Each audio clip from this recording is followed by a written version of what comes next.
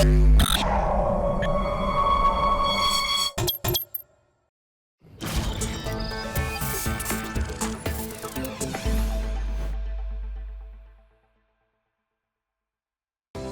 this is Les Brown. You have something special. You have greatness within you. You know, in our first conversation together, I talked about the fact that in order to manifest your greatness, you have to have a mindset of optimism. You've got to believe that your goals and dreams are possible. You've got to believe in yourself. You've got to believe in your abilities. You've got to believe in your dream. Now, there's something else. There's another step. And that is, you've got to decide that your dream is necessary. See, if you're casual about your dream, you will end up a casualty because there's a price to be paid. You know, many times when I'm speaking to corporations or organizations or multi-level marketing groups, I talk about Dr. Howard Thurman, who was a great man during the time that he walked the planet. He was an advisor to Mahatma Gandhi and to Albert Schweitzer and to Martin Luther King Jr. Dr. Martin Luther King Sr. came to his friend Howard Thurman, who wrote, "Deep is the hunger, the voice of the genuine, the centering moment." And he said, "Howard, I want you to mentor my boy, MLK." 17 years ago, when I was diagnosed with prostate cancer and had 238 radiation seed implants, and my PSA, which stands for prostate-specific antigen, continued to increase, I was up one night reading the words of Dr. Howard Thurman, seeking comfort. You know, one of the things I think doctors should never tell someone they're terminally ill. What they should say is that my ability, my capacity, my knowledge to help you has terminated. Now you need to do something else. And there I was trying to find something to strengthen myself because I was questioning myself in my life and where I was and had I done all that I could do if I had my life to live over. And this grabbed me that night. Howard Thurman wrote, "The ideal situation for a man or woman to die is to have family members praying with them as they cross over." He said, "But imagine, if you will, being on your deathbed and standing around your bed, the ghost of the dreams, the ideas, the abilities, the talents given to you by life, but you, for whatever reason, you never pursued those dreams. You never acted on those ideas. You never used those talents. You never wrote that book. You never used your voice. We never heard from your leadership. And there they are standing around your bed looking at you with large, angry eyes saying, 'We came to you, and only you could have given us life. And now we must die with you forever.'" And the question is, if you died now, what dreams, what ideas, what abilities, what knowledge, what talents will die with you? Miles Monroe, who's a great preacher and speaker out of Bahamas, said, "The wealthiest place on the planet is not in the Far East where there's oil in the ground. It's not in South Africa where there are diamond mines." He said, "The wealthiest place on the planet is the cemetery, because there you find potential never realized. There you find dreams never pursued. There you find gifts and abilities and artwork and music the world never saw." Maybe that's why Henry David Thoreau asked in a moment of anguish, "What if you live your whole life only to discover that it was wrong? Oh God, to reach the point of death only to realize that you've never lived, only to realize that you never scraped the surface of your potential." One of the things when I'm speaking to audiences, and I'm saying this to you, live full, die empty. There's something in you. You have something. There's something in you. You have greatness within you. There are gifts in you. And to prove it. You were chosen one out of 400 million sperm. God had something in mind. He said, I want you. And so as you look at your goals and look at your dreams, you've got to say to yourself, it's possible. And you've got to resolve that it's necessary. Yes, you've got to decide it's necessary. When I told my mother, Mama, when I become a man, I'm gonna buy you a home, I said that, I meant that. See, in order to make your dream become a reality, you've got to make a total commitment.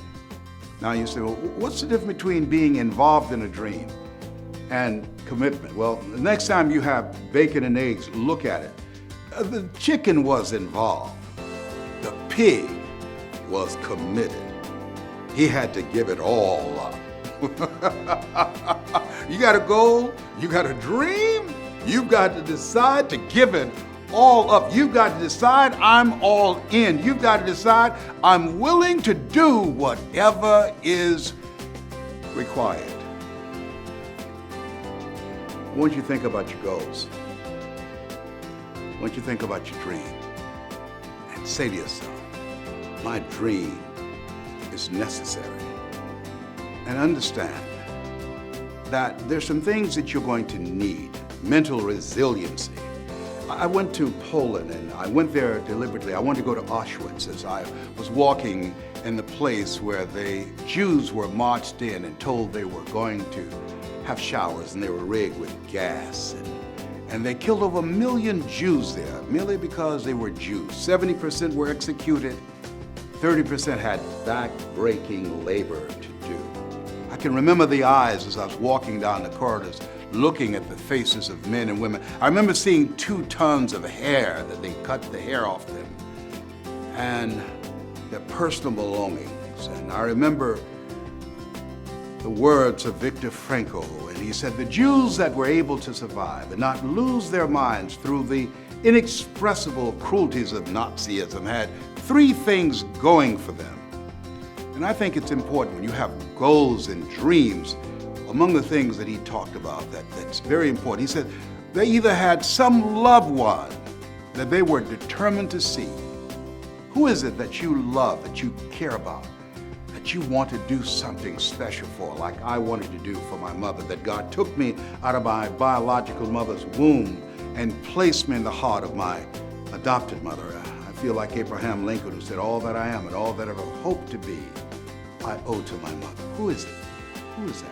And he said the other ones are ones who believed in God. What force do you believe in?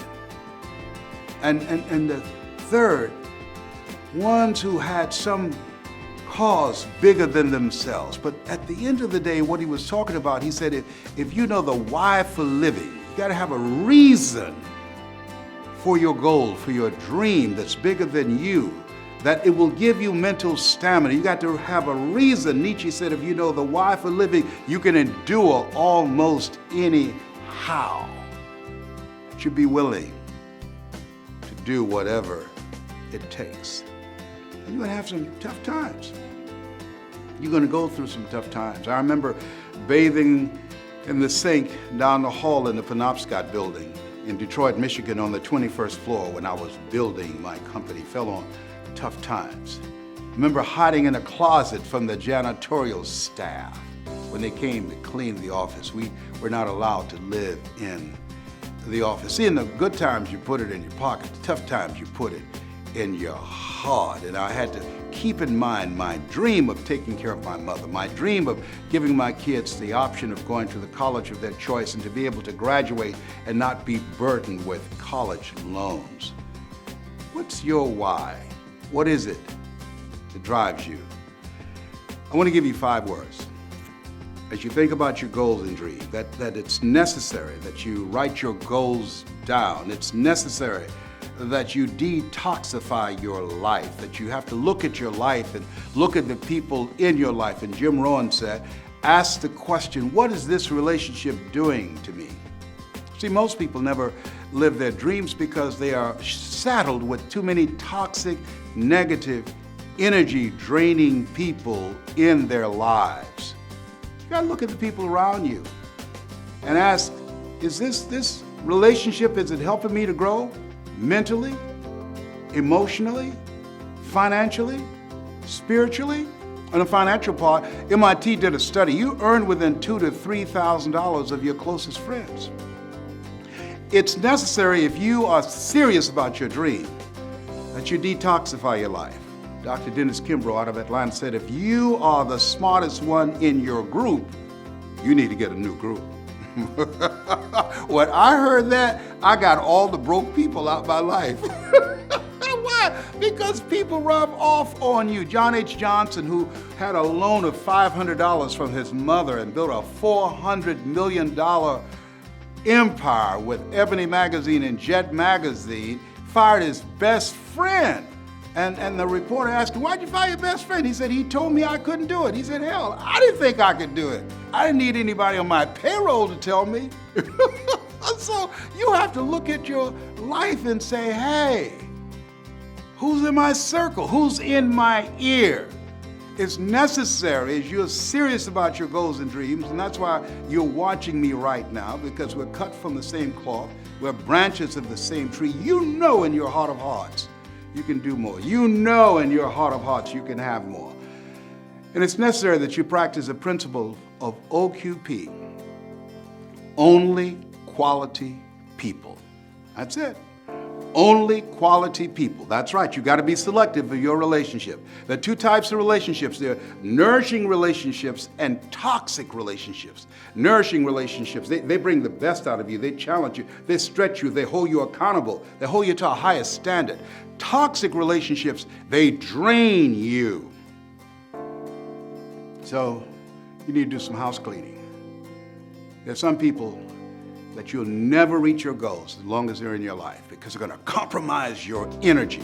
I have a friend of mine, she was married for 8 years. Every year she had a surgery of some kind. A friend of mine wrote a book called Who's the Matter with Me? And once I was teaching that class, she was there and she got her divorce. She'd never had another surgery. You know, there's a term in psychiatry called relational illness. Whoa, yes. There's some people who can make you sick. Wow. Yes, yes. So the relationships that you have, it's necessary that you evaluate them and understand that you can run faster with 100 who want to go than with one around your neck. Ow. Oh, behave, whatever. I know it's hard, but you can do it. Look at it. Listen, this is no time. The way the economy has changed, there's no time to be around flaky people. No way, Jose. Things have changed. The day is gone where you can go to college and graduate and get a job and work 40 hours a week for 40 years. That day is gone. The 40-40 plan is gone. It's never coming back again. And so, this is no time to be around slackers, okay? So it's necessary. Yeah, your dream is possible, but it's necessary that you clean up your life. Get all the negative, toxic, broke people out of your life. Les, can I change them? No. It's a full-time job changing yourself. In fact, there's some people that's so negative, they can walk into a dark room and begin to develop. Oh, behave. Whatever. I'm telling you. There's some people that you don't need to take their phone calls. They're people who are perpetually broke. They're not good for you. I'm telling you what I know. Now, here's something else. You must believe a dream is possible. You've got to decide that it's necessary that you surround yourself with supportive, collaborative, achievement-driven relationships. And here's something else. 5 words that changed my life and will change your life. Former President John F. Kennedy decided to take on the most ambitious goal in the history of the world. He said that we're going to the moon. His goal was to beat the Russians there. He made the decision, even though they did not have computers, the technology, didn't even have a budget, didn't know how much it would cost, didn't know what was required in order to make it happen. But he called a news conference and spoke to the world and made the decision to do it on 5 words. And those 5 words, when you decide that your dream is possible, when you decide your dream is necessary, those 5 words will empower you to create a life that will make you proud. He looked to his right to one of the most brilliant scientists of that time and said, "What will it take for us to go to the moon?" And everybody was looking for graphs and being there for weeks or months if necessary to figure it out, to argue back and forth. What will it take for us to go to the moon? I remember as a kid, we used to say, "You got as much chance of doing that as a man going to the moon." It was considered impossible. And yet the President of the United States at that time spoke to the world and made a bold proclamation. We're going to the moon in 10 years based upon and encouraged by 5 words. And here are the words. He said, "What will it take for us to go to the moon?" And this scientist said, "The will to do it." That's it. The room was quiet. Everybody looked around. He dropped his pen. The president looked at him. Then he looked at everybody in the room. And I'm sure it was resonating in his mind. What will it take for us to go to the moon? The will to do it. What will it take for you to change your life?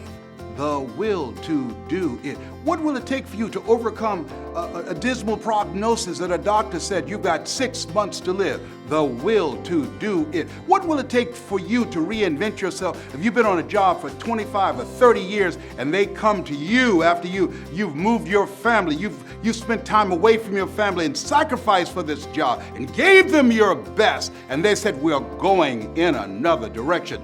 The will to do it. What will it take when you've gone through bankruptcy? You've lost your home, you've gone through foreclosure. The will to do it. What will it take for you when you've been stripped of everything?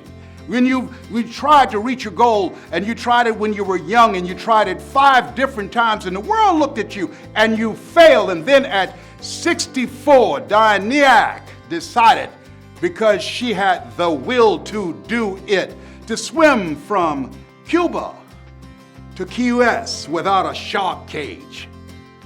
How did she do that? She had the will to do it. When she came up on shore, she said, "Never give up on your dream. You're never too old to pursue your dream." And it might appear to be a solo act, but it's teamwork. See, if you have the will to do it, to get the negative people out of your life, to be willing to hold on to your dream through the tough times. You know, Marion White said in life, when you don't have enough courage and insight to know that you have outgrown a situation and life will move on you. I think that a lot of people have been laid off. They've outgrown those jobs and life stepped in, said, "I have something else for you." Where are you in your life? Where are you in your dream? I'm saying to you, you have gifts in you. I'm saying to you, forget about your years and your years will forget about you. I'm saying to you, if you're watching me from a hospital bed, if you're sleeping in your car, if you're in a homeless shelter, if you've lost your job, if you woke up one day and asked yourself, "What am I doing here? I never thought this would happen to me." Or someone you thought that you would be with for the rest of your life when you took the oath, "Until death do us part," and they looked at you and said, "I don't want to do this anymore." How do you come out after that when someone you love dies? And I saw my mother take her last breath. I remember as a kid we say, "I want to die before Mama." "Me too, Wesley." because we didn't think we could handle it. How did we come through it? And you lose a loved one. My best friend Boo, I thought we would grow old to be old men together, and he's gone. Together since second grade. How do I go out and motivate and inspire people? 17 years. And cancer is in my body trying to take me out. How do you do that, Les? My staff, how can you continue to laugh and be like a little kid? Your little Mickey Mouse watch. I was speaking to a group in Fort Lauderdale, forgot my belt, and I was speaking to this audience. I was rushed downstairs because a speaker didn't come in, and I forgot I didn't have my belt, and I moved suddenly, and my pants fell down to my ankle, and I stood before this audience and looked down and looked at them, and I had on my Mickey Mouse underwear. So I had to stoop down and pick my pants up, and I kneeled by a table and continued my speech until somebody brought me a belt. How did you do that? I spoke for 35 minutes on my knees near a table because I had the will to do it. You got dreams, you want to do something with your life, stuff's gonna happen. It's called Murphy's Law. What do you mean by that? If anything can go wrong, it will. And at the worst possible moment, the doctor looked at me and said, "You've got cancer." I said, "Can you give me a second opinion?" He said, "And you're ugly too."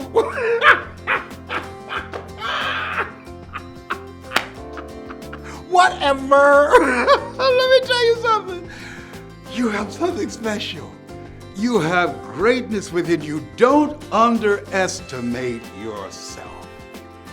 I want you to keep in mind, what is it you want to do with your life? If you're willing to stand on these 5 words, the will to do it. That's available to you. My favorite book said, "Whosoever will, let him come." You have something special. Your dream is possible. You've got to decide your dream is necessary. My name is Les Brown. I'm Mrs. Mamie Brown's baby boy. You've got something special. You've got greatness in you. That's my story, and I'm sticking to it.